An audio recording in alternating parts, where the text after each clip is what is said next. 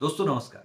ITR filing करते समय capital gains को रिपोर्ट करना बहुत से ऐसे टैक्स पेयर्स के लिए इंपॉर्टेंट होता है जिन्होंने कोई शेयर मार्केट ट्रांजैक्शंस की हो।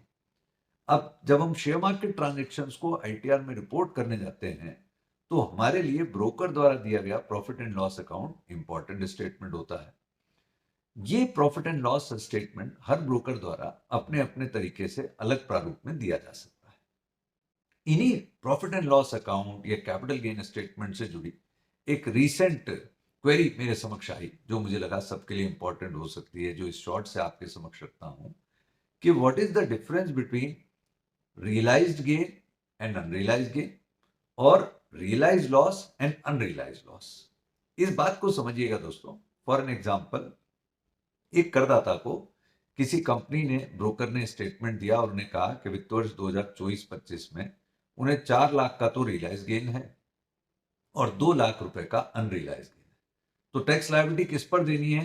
रियलाइज गेन पर, यानी अनरियलाइज पर उन्हें कोई टैक्स इफेक्ट नहीं आएगा। अब इसका उल्टा कर देते हैं कि सपोज 4 लाख रुपए का तो अनरियलाइज लॉस होता और 6 लाख रुपए का रियलाइज्ड लॉस होता, तो टोटल लॉस कितना दिख रहा है? 10 लाख रुपए। लेकिन रियलाइज लॉस यानी वास्तविक लॉस कितना माना जाएगा आईटीआर पर्पजेज से? वो केवल रियलाइज लॉस माना जाएगा 6 लाख का।